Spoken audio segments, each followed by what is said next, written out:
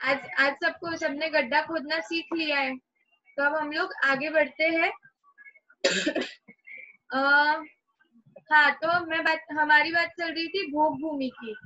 तो भोग भूमि की कुछ बातें मुझे आपको बतानी है।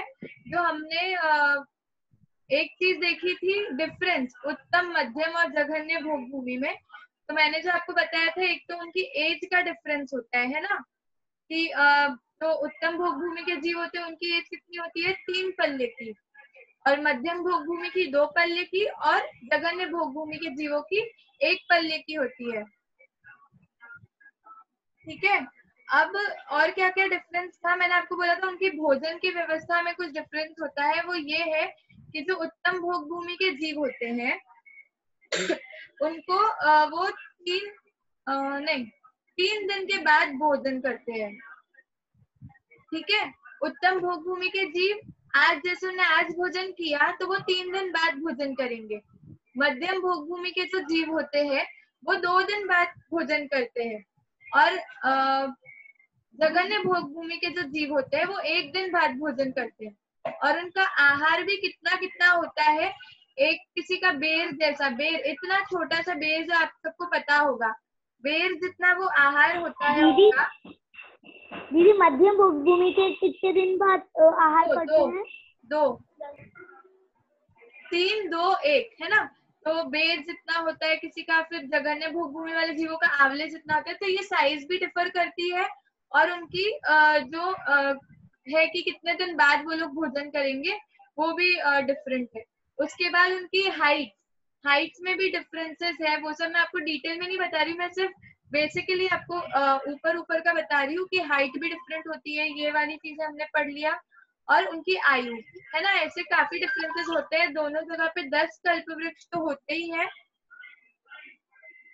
और हाँ, और अब बात चल रही थी, तो दिव्य ने क्वेश्चन पूछा था कि हमारे यहाँ पर जो हमारे प्रथम तीर्थंकर हुए हैं, क्या हुआ दिव्य, पूछो। दीदी आपकी आवाज बहुत कट रही है और क्लियर भी नहीं है। क्वेश्चन है। बाकी सबको भी यही प्रॉब्लम हो रही है क्या? ये कौन है, कोरोना वायरस कैसे घुस गया हमारी क्लास में? कोरोना वायरस कौन है? अपनी वीडियो ऑन करो या फिर बात करो, कौन है ये? अपना नेम चेंज करो।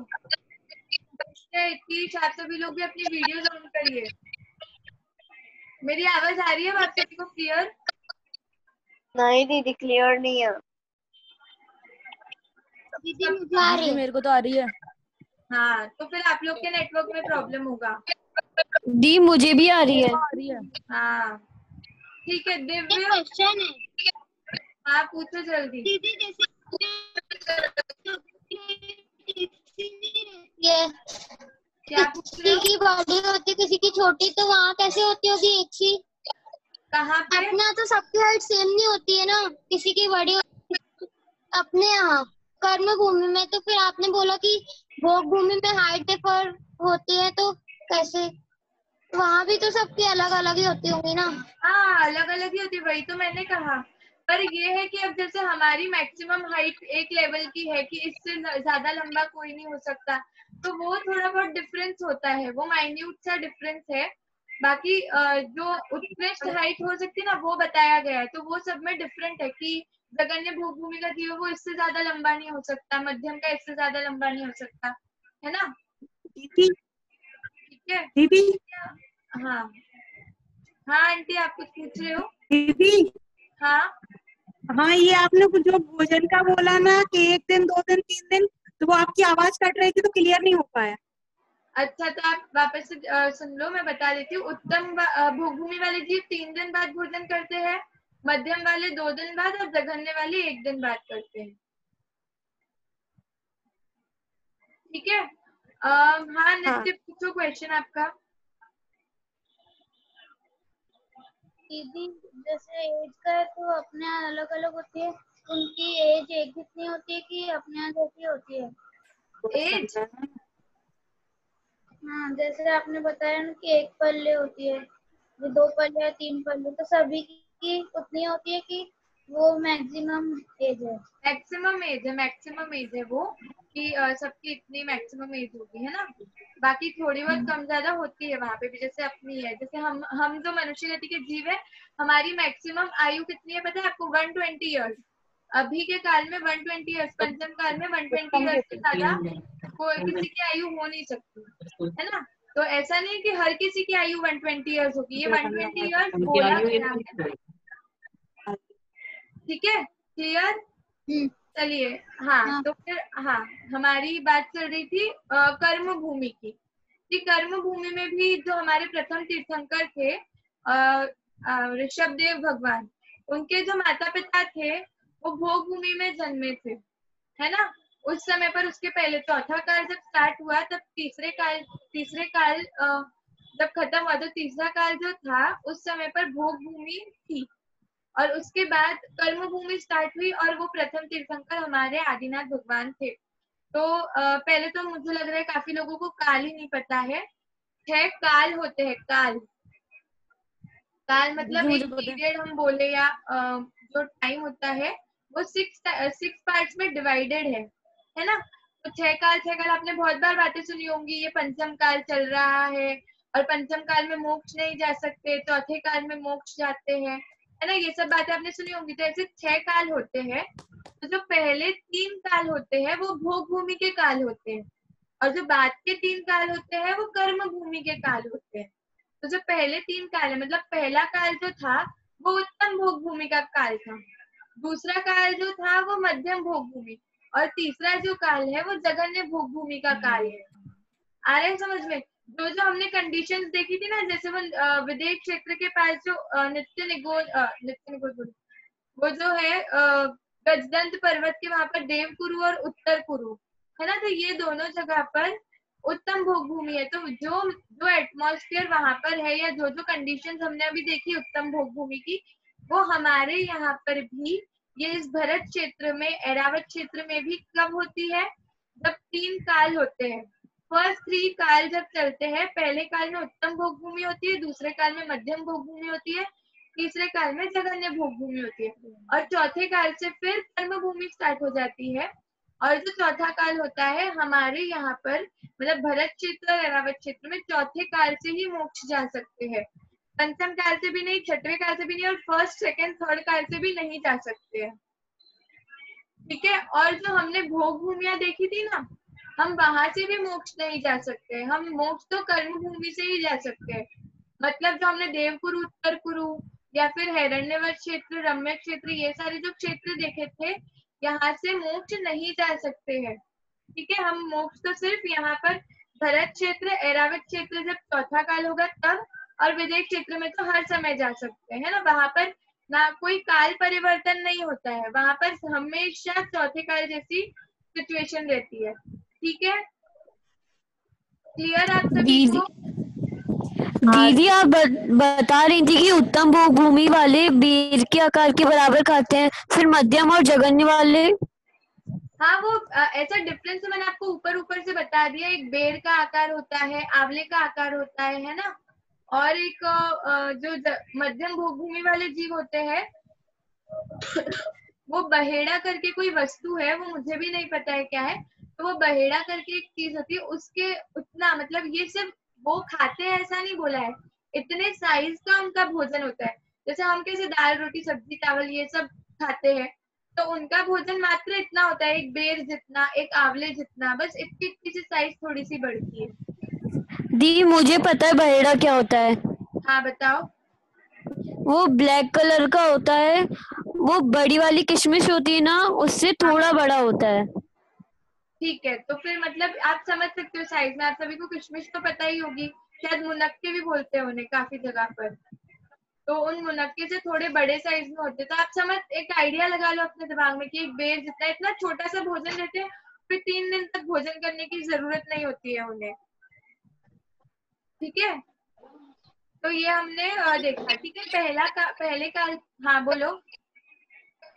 पहला क्वेश्चन तो ये है कि अपने यहाँ सबकी डाइट अलग अलग होती है, और दूसरा क्वेश्चन ये है कि आपने बोला कि भोग भूमि से कोई मोक्ष नहीं जा सकता, तो चित्ता 2.5 जीव के उत्ते में 45 लाख योजन में तो सिद्ध शिला है, और पूरी सिद्ध शिला में है जो कि सिद्ध भगवान है। तो जो भोग भूमि है उसके ऊपर की जगह से कैसे सिद्ध हुए होंगे? हाँ, ये अच्छा क्वेश्चन है, इसका आंसर मुझे भी नहीं पता है, वो मैं आपको नेक्स्ट क्लास में बताती हूँ। और दूसरी बात जो आपने भोजन का बोला, तो वो भोजन की बात ऐसी है कि वो यहाँ का कोई प्रमाण नहीं दिया है कि यहाँ पर इतना ही भोजन करेंगे, है ना। तो यहाँ पर तो जैसा हम सब करते हैं, सबका डिफरेंट डिफरेंट होता है, तो वो वैसा ही होगा। बाकी हमें यहाँ का आकार वो दिया गया है कि उत्तम भोग भूमि वाले जीव कितना आहार करते हैं, ऐसा है। ठीक है दीदी मुझे पता है उसका दूसरे वाले क्वेश्चन का आंसर। क्या बोल रहे हो निष्क्रिय? दूसरे वाले क्वेश्चन का आंसर पता है मुझे। हाँ बताओ। जैसे कोई मुनि यहाँ पर तपस्या कर रहे हो भरत या ऐरावत क्षेत्र में, और कोई या फिर विदेश क्षेत्र में, और कोई पिछले जन्म का बैरी या फिर कोई भी देव, वेंतर देव, कोई सा भी देव आके उन्हें उठा के वहां पे कोई किसी भी जगह में क्या बोलते हैं, भोग भूमि में पटक जाए और वहां से वो ध्यान से ना हटे, तो उन्हें वहां से मोक्ष होता है। इसलिए उसके ऊपर भी, मतलब वहां पे भी ऐसा आपने कहीं सुना है क्या? हाँ, प्रवचन में ही सुना था उनके। अच्छा, ये मैंने तो नहीं सुना, फिर भी मैं एक बार जो निष्क्रिय ने बोला है वो भी, और एक बार पूरा क्वेश्चन का अच्छे से चेक करूंगी, और फिर आपको नेक्स्ट क्लास में, कल की क्लास में आंसर बता दूंगी। ठीक है, चलो। तो अभी हमने ये वाली व्यवस्था आपको मैंने अरे बता दीदी दी। एक और चीज पता है? हाँ बोलो। जैसे कहते हैं ना, पंचम और छठम काल में मोक्ष नहीं होता, और विद्या क्षेत्र से तो हर समय मोक्ष हो सकता है। पंचम और छठे काल में मोक्ष नहीं होता, आगे? तो फिर ये भी था कि अगर कोई यहाँ से विदेश क्षेत्र में, यहाँ से कोई चारण ऋद्धि मुनिराज वहां पे जाके तपस्या कर रहे हो, और फिर से कोई पिछले जन्म का बैरी आके यहाँ पे उन्हें डाल जाए और वो ध्यान से ना हटे, तो यहाँ वैसा से है। भी मोक्ष हो सकता है उन्हें। हाँ, अब अगर ये ये आपने सुना है तो होगा ही, फिर भी मैं एक बार अच्छे से कंफर्म करके, क्लियर करके आंसर बता दूंगी, रीजन तो फिर आपका अगर होगा तो दोनों जगह पर वो लागू करेगा। ठीक है, चलो। अब हमारी बात चल रही थी जम्बू द्वीप की। जम्बू द्वीप में हमने क्या क्या देख लिया। आज कोई ऐसा है जिसने क्लास आज ही ज्वाइन की हो? ये आदि जैन मुझे लग रहा है कि फर्स्ट टाइम आया है क्लास में। आदि, बाकी सब तो हमारे रेगुलर के ही स्टूडेंट्स हैं। कोई नया हो क्लास में जिसे पहले का विषय ना पता हो तो आप मुझसे पूछ सकते हैं। वैसे मैं अभी एक ओवरव्यू तो दे ही रही हूँ, है ना, और बाकी क्लास के रिकॉर्डिंग्स यूट्यूब पर है, तो आप सभी देख सकते हैं। जिसको रिवाइज करना हो वो भी देख सकते हैं। बाकी सभी लोग अपने आप को अभी के लिए म्यूट कर लीजिए। हम सब एक बार वापस से जम्बूद्वीप रिवाइज कर लेते हैं। इसमें मोस्टली जो सारी बातें थी वो मैं आपको बता चुकी हूँ। देखो, ये है हमारा भरत क्षेत्र, है ना। ये जो जम्बूद्वीप है वो 7 क्षेत्रों में बटा हुआ है, जिसके 7 क्षेत्रों के नाम है भरत क्षेत्र, हेमवत क्षेत्र, हरि क्षेत्र, विदेह क्षेत्र, रम्यक क्षेत्र, हिरण्यवत क्षेत्र और ऐरावत क्षेत्र। ये 7 क्षेत्र हो गए। इसमें 6 बीच में महापर्वत है, हिमवन, महाहिमवन, निषद, नील, रुक्मी और शिखरी। हम सब कहाँ रहते हैं? हम सब इस भरत क्षेत्र के आर्य खंड में यहाँ पर रहते हैं। ठीक है, भरत क्षेत्र 6 भागों में बटा हुआ है, भरत क्षेत्र और आर्यखंड और 5 म्लेच्छ खंड। फिर हमने क्या क्या बातें एक्स्ट्रा जानी थी? एक तो 14 नदियों की बातें जानी थी, जिससे ये जो क्षेत्र है वो डिवाइड होते हैं, उनके बीच में डिविजन होते हैं। सुमेरु पर्वत की हमने चर्चा की थी, जहाँ पर तीर्थंकर का अभिषेक होता है। और विदेह क्षेत्र की थोड़ी सी चर्चा की थी, और थोड़ी सी चीजें मैं आज आपको बताऊंगी। बाकी हमने भोग भूमि और कर्म भूमि देखा कि भोग भूमि कितनी है यहाँ पर। दीदी हाँ दीदी, ये क्वेश्चन पूछना था। आपने बताया कि जो हेमवत क्षेत्र और हिरण्यवत क्षेत्र है वो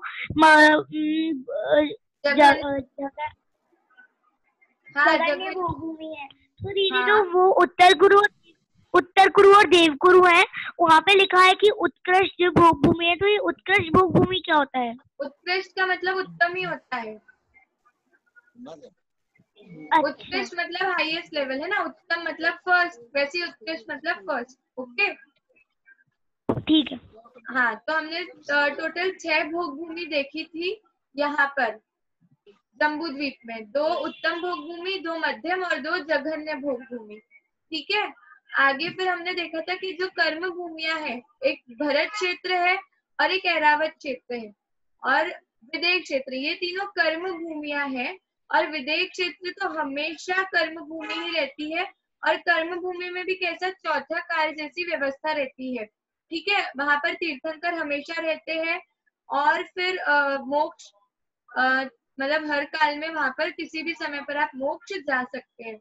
और भरत क्षेत्र और ऐरावत क्षेत्र में हम सिर्फ चौथे काल में मोक्ष जा सकते हैं और पहला, दूसरा, तीसरा काल भोग भूमि होता है, चौथा, पांचवा, छठवां काल कर्म भूमि होता है। ठीक है दीदी, हाँ मुझे एक क्वेश्चन पूछना था। जो विदेह क्षेत्र में श्रीमंदर भगवान रहते हैं, वो हाँ वही श्रीमंदर भगवान, हाँ तो जैसे यहाँ पे ऋषभ देव वगैरह हैं, तो ये बाल भगवान, तो ये तो एक प्रॉपरली मतलब वो भगवान है, पर जो श्रीमंदर भगवान है ये उनकी पोस्ट रहती है क्या? नहीं, पोस्ट मतलब कि श्रीमंदर भगवान जैसे पोस्ट है एक टाइप की, तो आते रहते हैं, नए नए श्रीमंदर भगवान ये बनते रहते ऐसा हैं। इनको पोस्ट नहीं कहा जाता है। वहाँ की व्यवस्था ऐसी है कि जो तीर्थंकर है उनके नाम चेंज नहीं होते। मतलब अभी जो वर्तमान में सीमंदर भगवान है, उनको मोक्ष हो जाएगा तो उसके बाद जो तीर्थंकर बनेंगे उनका नाम भी सीमंदर होगा, पर वो उस पर्टिकुलर जगह की बात है। ठीक है दीदी हाँ, दीदी भोग भूमि ज्यादा अच्छी होती है या कर्म भूमि? आपको आपको मोक्ष जाना अच्छा लगता है कि संसार में रहना? मोक्ष जाना। तो मोक्ष भोग भूमि से जा सकते हैं क्या? नहीं।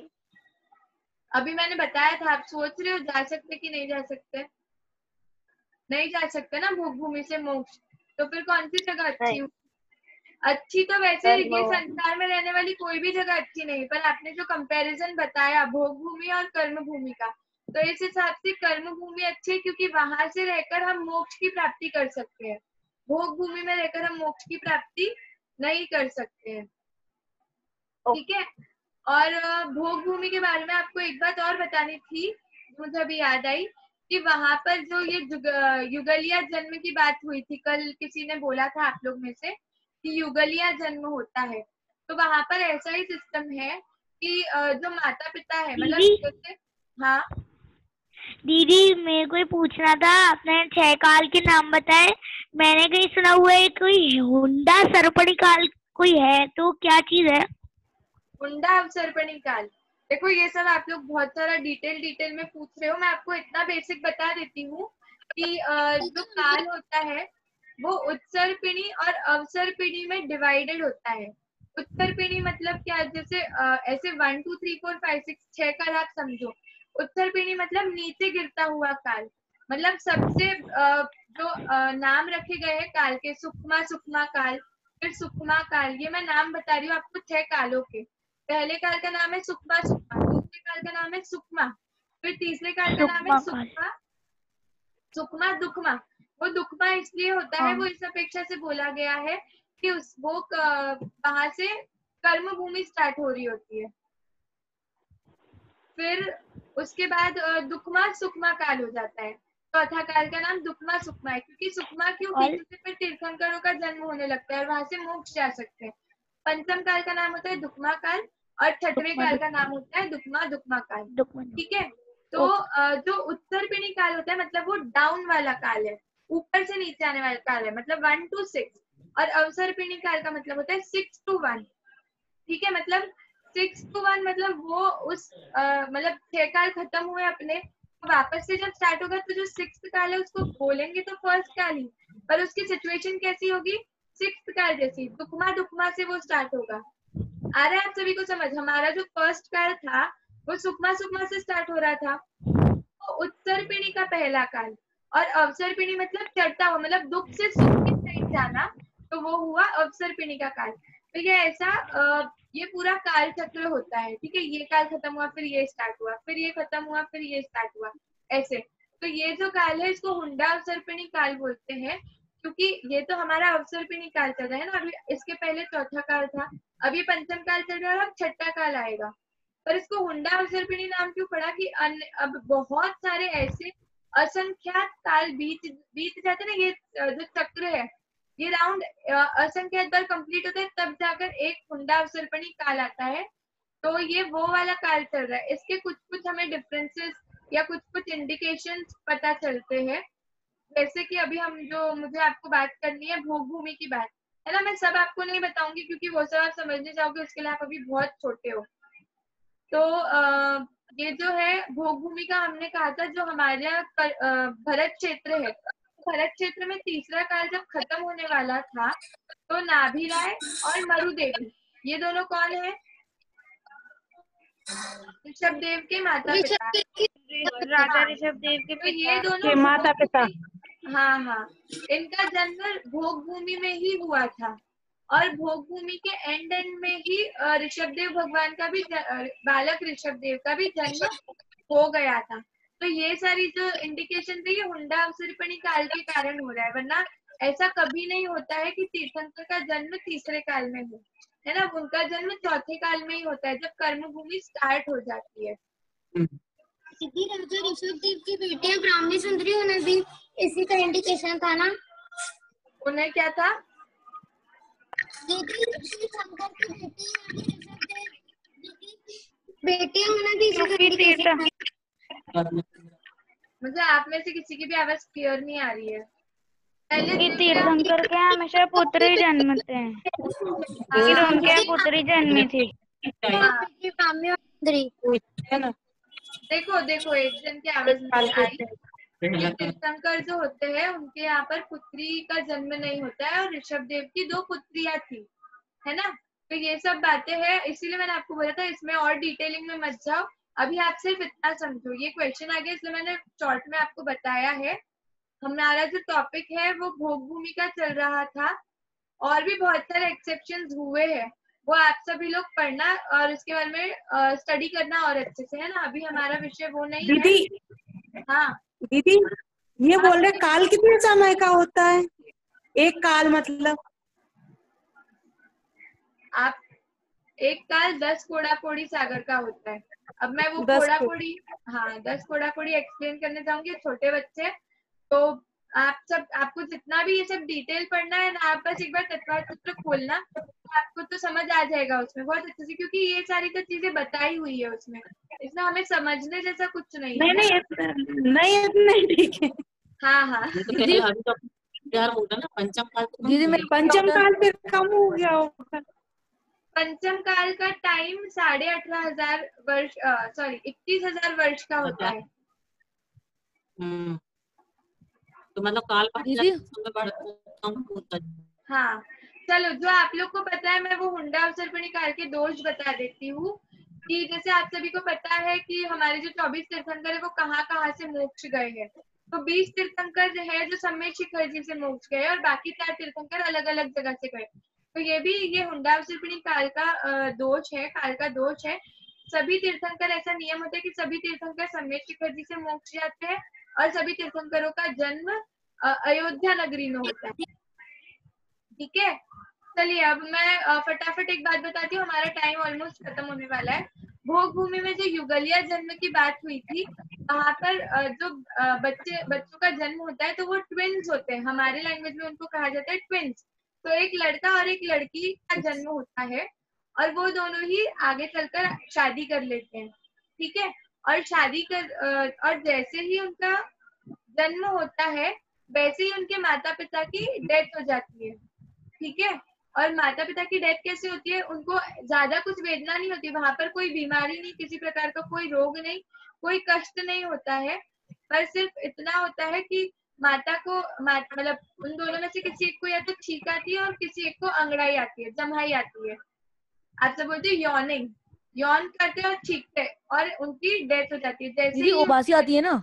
हाँ उबासी, उबासी, जम्हाई, उबासी, यौनिंग, यौन करते हैं हम, तो वैसे ही उनकी डेथ हो जाती है और फिर ये बच्चे अपने आप ही बड़े हो जाते हैं और आपस में शादी कर लेते हैं। ठीक है, ये ऐसा भोग भूमि का ऐसा सिस्टम है। और किसी को कुछ पूछना है? दीदी मेरे को एक डाउट है, क्या पूछना है? मेरे को एक डाउट है दीदी। दीदी आपकी आवाज नहीं आ रही मुझसे। दीदी मेरे को एक डाउट है। हाँ पूछो पूछो, वही मैं बोल रही हूँ, पूछो जल्दी, हमारा टाइम आप होने जो वाला कह है। रहे थे, हम जो कह रहे थे हाँ। एक काल 10 कोड़ा कोड़ी सागर का होता है, आप ये कह रहे थे ना? एक काल नहीं, एक उत्सर्पिणी काल और अवसर्पिणी काल, ऐसा मतलब 6 काल का टोटल टाइम 10 कोड़ा कोड़ी सागर का होता है। नहीं 6 होता होगा ना, क्योंकि एक काल तो एक सागर, एक कोड़ा कोड़ी सागर का होता है। हाँ वही तो मैं बोल रही हूँ, 6 काल का टोटल बोल रही हूँ मैं, और सब कालों के अलग अलग वो है टाइम पीरियड। अच्छा। आप समझे? जो मैंने 6 काल का एक उत्सर्पिणी काल बताया था, तो वो उत्सर्पिणी काल का टाइम मतलब टोटल 6 काल का टाइम 10 कोड़ा कोड़ी सागर है। अब जैसे मैंने बोला हमारा जो पंचम काल चल रहा है उसके 21,000 वर्ष है, तो ऐसे ही जो फर्स्ट काल था सेकंड काल था उसके अलग अलग मेजरमेंट्स है ना। दीदी 18.5 वर्ष बाद क्या हुआ? 1000 छठवां काल आ जाएगा ना? हाँ छठवां काल आ जाएगा। उसमें सबकी हाइट भी छोटी रहती है। हाँ दिव्य, अभी जो हुआ है उसमें से डाउट्स पूछो आप लोग, अलग अलग टॉपिक्स मत लेकर आओ, आप सबको कंफ्यूज कर दोगे। अभी हमने जितना पढ़ा है ना, आप सब में से किसी को उसमें से कुछ डाउट है तो पूछो, वरना अभी 5 मिनट्स है तो मैं फिर क्वेश्चन पूछती हूँ, क्योंकि मुझे ऐसा लग रहा है थोड़ा डिफिकल्ट हो रहा है, तो सबको समझ आ रहा है कि नहीं आ रहा है, तो मुझे डाउट है उसका थोड़ा सा।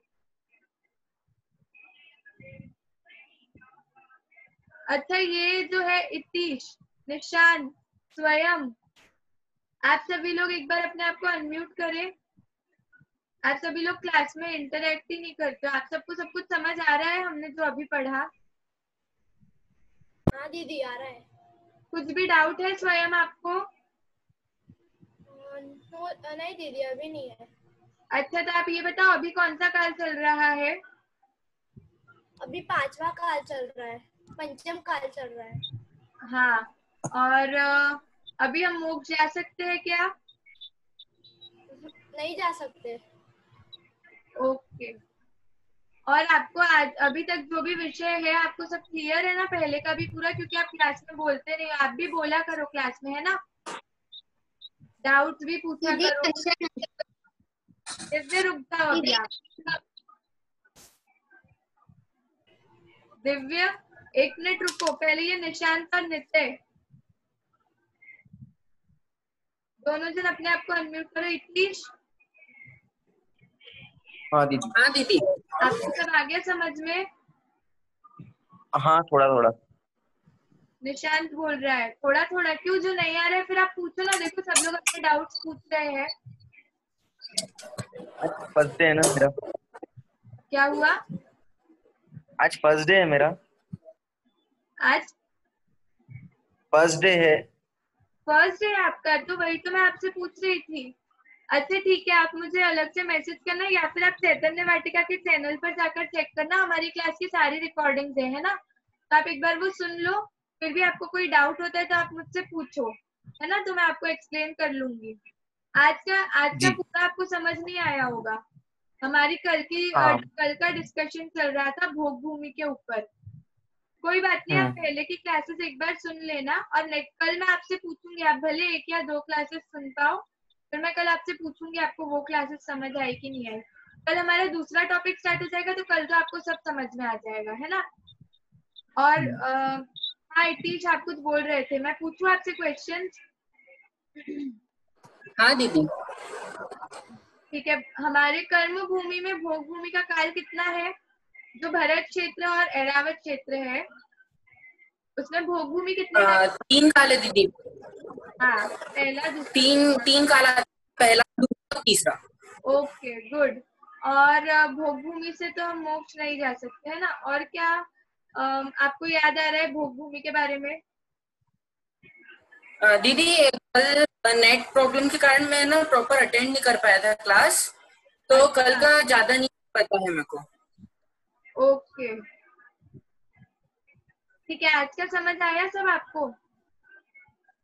और आप लोग की क्लासेस मिस होती है, जैसे कोई प्रॉब्लम होता है तो आप लोग रिकॉर्डिंग सुन सकते हो, है ना, तो आप लोग को पूरा हाँ दीदी। टॉपिक क्लियर हो जाएगा। ठीक है, अब हमारा और जितना आज का था, अब हमारा टाइम खत्म हो रहा है। तो कल की क्लास होने के बाद मैं आपको तीनों दिन के क्वेश्चंस ग्रुप पे मैसेज कर दूंगी, तो आप सभी लोग उनके आंसर्स लिखकर मुझे भेजना। बाकी अभी भी स्वयं है, तन्वी है, शायद आप दोनों की जो मुझे दिख रहे हैं उनकी नोटबुक्स के मुझे फोटोज नहीं आए हैं अभी भी। निशांत ने तो आज ही ज्वाइन किया है। ठीक है, स्वयं क्या हुआ, कुछ बोल रहे हो? तो नोट क्वेश्चन आंसर्स लिखे कि नहीं लिखे आपने? लिखे है ना, तो मुझे फोटो भेज देना। ठीक है, अब आप सबको कुछ भी और डाउट हो थोड़ा और पढ़ना, कल हम क्लास में और अच्छा डिस्कशन करेंगे। कल हम जाएंगे विदेश क्षेत्र श्रीमंदिर भगवान के पास में। दीदी एक हाँ। क्वेश्चन पूछना था दीदी। मेरा बीच में मिस हो गया था कि एक काल कितने कोड़ा कोड़ी सागर का होता है? 10 कोड़ा कोड़ी सागर। वो मत लिखो, आपके लिए अभी समझ भी नहीं आएगा। ठीक है, पर आप इतना सुन लो बस, 10 कोड़ा कोड़ी सागर। ठीक है, चलो हमारी क्लास का टाइम हो रहा है,